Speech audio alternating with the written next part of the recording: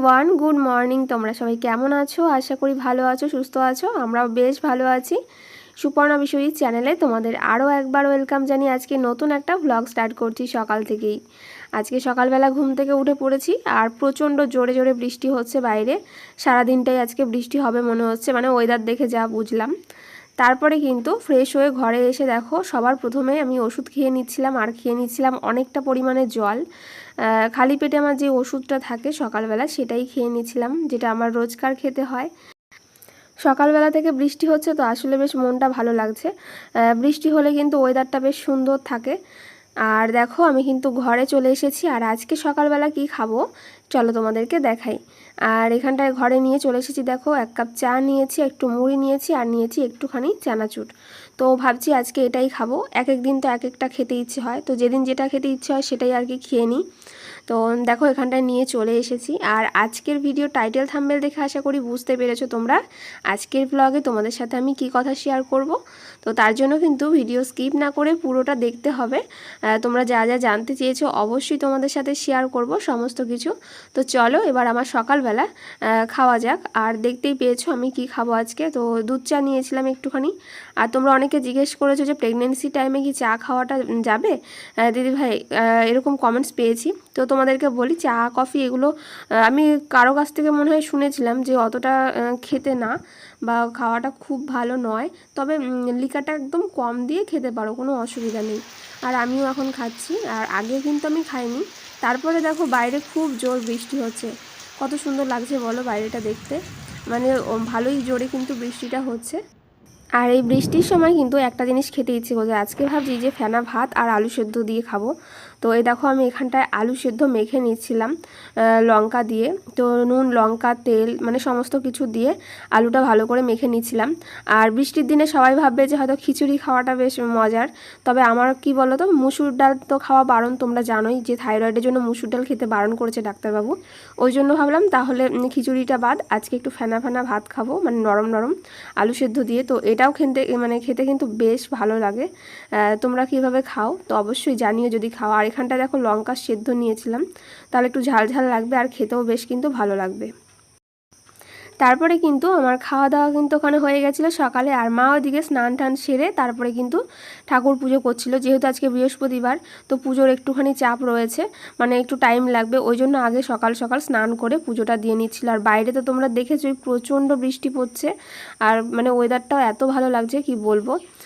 যাই হোক তারপরে কিন্তু মা পুজো টুজো দিয়ে রান্না করছিল। আর আজকে কি কি রান্না হবে তোমাদেরকে চলো এক ঝলক দেখিয়ে দিই।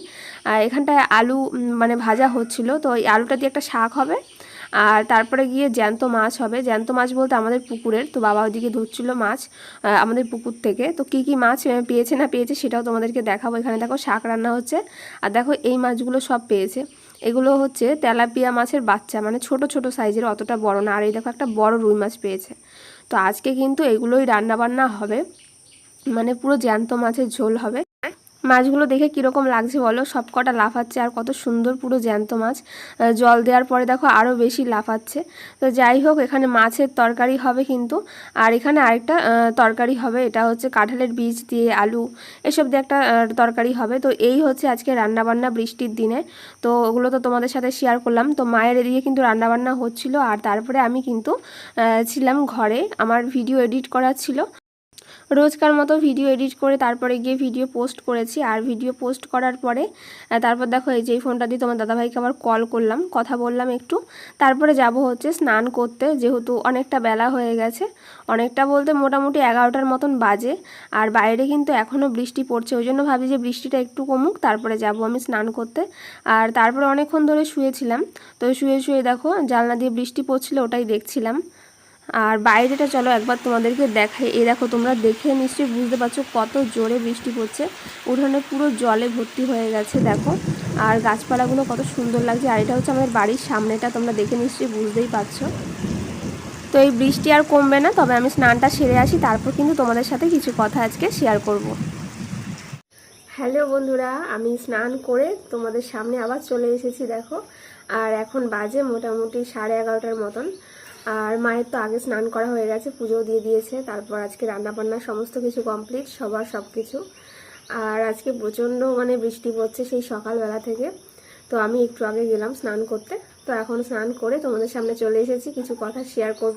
তোমরা আমার কাছে অনেকেই কমেন্টস করেছো বা জানতে চেয়েছো যে দিদিভাই তোমার প্রেগনেন্সির কত উইকস চলছে। এটা অনেকে জানো যে এটা আমার 9 মাস চলছে, তবুও তার থেকে বেশি যে কমেন্টটা আসছে সেটা হচ্ছে যে 9 মাস তো বুঝলাম, বাট কত সপ্তাহ চলছে তোমার।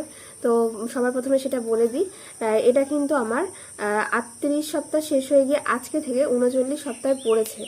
মানে তোমরা জানো আমার এলএমপি ডেটটা 18 অক্টোবর 2023, তো সেই হিসাবে মানে গতকাল অবধি, আজকে হচ্ছে জুলাই 4 তারিখ, তো কালকে পর্যন্ত কিন্তু আমার 38 সপ্তাহ ছিল। আর আজকে থেকে, আজকে বৃহস্পতিবার আর জুলাই 4 তারিখ, আজকে থেকে কিন্তু মানে আমার 39 সপ্তাহে পড়ছে, যেটা আমরা সপ্তাহ হিসাবে কাউন্ট করি সেভাবে।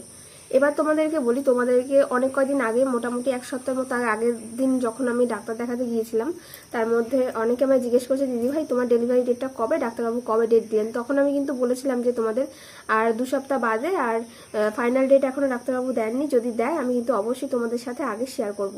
তো 2-4 দিন আগেও আমি সেই কথাটা বলেছি। এবার তোমাদেরকে বলি, মানে অনেকজন বলছো যে তুমি তখনও বললে 2 সপ্তাহ, আবার এখনও বলছো। তো এবার তোমাদেরকে এই ব্যাপারটা ক্লিয়ার করে দিই।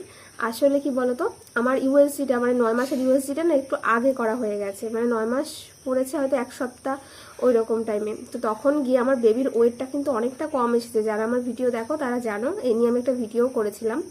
তো আমার বেবির ওয়েটটা এসেছিল 2 কেজি 283 গ্রাম মতো। যেহেতু একটু আগে করা হয়েছে, অনেকে বলছে যে এই জন্য হয়তো ওয়েটটা কম এসেছে, যাই হোক। তো তখন আমার মোটামুটি 37 সপ্তাহ চলছিল। হ্যাঁ, 1 সপ্তাহ আগে আমি ডাক্তার দেখাতে গিয়েছিলাম, 37 সপ্তাহ চলছিল। এবার বলি যে 37 সপ্তাহ হয়ে গেলে কিন্তু সিজার করানো যায়, যদি বেবি ম্যাচিওর থাকে। মানে বেবিকে যখন ইউএসজি রিপোর্টে আসে বেবির ম্যাচিউরিটিটা, তখন যদি মানে ওয়েট বলো বা সমস্ত কিছু ঠিকঠাক থাকে তাহলে কিন্তু সিজার করা যায় 37 সপ্তাহ হয়ে গেলে। তোমাদের আমি এই কথাটা আগেও বলেছিলাম একবার। আর আমার কিন্তু 37 সপ্তাহ পার হয়ে 38 সপ্তাহ পার হয়ে 39 সপ্তাহে পড়েছে, মানে হিসেব মতো কিন্তু এতদিনে হয়ে যাওয়ার কথা ছিল। আর আমি সেই হিসাবেই কিন্তু তোমাদেরকে প্রথমে বলেছিলাম যে 2 সপ্তাহ, ডাক্তারবাবু সেটাই বলেছেন। কিন্তু ইউএসজি রিপোর্টে আমাদের বেবির ম্যাচুরিটিটা মানে কম এসেছে, ওখানে দেখাচ্ছে যে 35 সপ্তাহের মতন, মানে ওয়েটটা যেহেতু কম এসেছে। আর সেটা কিন্তু মানে যখন আমি ইউএসজি করেছিলাম মানে কতদিন আগে, তখন আশা করি এতদিনে হয়তো বা ঠিক হয়ে গেছে, মানে অনেক কয়দিন তো হয়ে গেল। তো আমি সামনের রবিবার মানে আগামী রবিবারে আমি আবার যাব ডাক্তার দেখাতে, তখন ডাক্তারবাবু দেখে হয়তো বলবেন যে কি বা কিছু। তখন যখন আমার ইউএসজি রিপোর্টে ডাক্তারবাবু দেখেন তখন গিয়ে বলেছিলেন যে 2 সপ্তাহ 2.5 সপ্তাহ বেবিকে রাখতে পেটে, তাহলে গিয়ে ওয়েটটা ঠিকঠাক চলে আসবে। নয়তো যদি তখন ওয়েটটা হয়ে যেত তখনই কিন্তু সিজার করা হয়ে যেত। তো ওই কথাটাই তখন তোমাদেরকে বলেছিলাম। আর এখন আপাতত এটা যে তোমরা অনেকে জানতে চেয়েছো যে কত সপ্তাহ চলছে, তাহলে তুমি তখন এই কথাটা বললে যে আর বেশি দিন নেই, তাহলে এখন এটা বলছো। আসলে আমি এই কারণে বলেছি যে বেবির ম্যাচুরিটিটা কিন্তু এখনো হয়নি, আর ওটা আমরা আগে তো জানতাম না ইউএসজি করার আগে। তো ইউএসজি রিপোর্টটা যখন হাতে পাই, ডাক্তারবাবু দেখেন, দেখে যেটা বলেছেন আমি কিন্তু সেটাই তোমাদের সাথে শেয়ার করছি। আসলে ইউএসজি রিপোর্টে বেবির ম্যাচুরিটিটা তখন 35 সপ্তাহের মতো দেখাচ্ছিল, 35 সপ্তাহ কয়েকদিন 3-4 দিনের মতন ওরকম দেখাচ্ছিল। আসলে আমার কিন্তু তখন 37 সপ্তাহ হয়ে গিয়েছিল, তো 2 সপ্তাহ কম দেখাচ্ছিল ওইখানটায়, মানে যেরকম আর কি বেবির ওয়েট বা সমস্ত কিছু এসেছে রিপোর্টে সেই হিসাবে, ওই জন্য আর কি 2 সপ্তাহ 2.5 সপ্তাহ একটু লেট হচ্ছে, এটাই, আর কোনো কিছু নয়। তো তোমাদেরকে আজকে কিন্তু এই কথাটা শেয়ার করে দিলাম।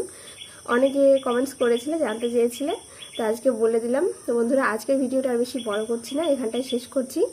আর তোমাদের কেমন লাগলো ভিডিওটা অবশ্যই জানিও, আর কারো কিছু জানার থাকলে অবশ্যই কমেন্ট করতে পারো। তোমাদের এত সুন্দর সুন্দর কমেন্টস দেখে সত্যি মনটা ভালো হয়ে যায়।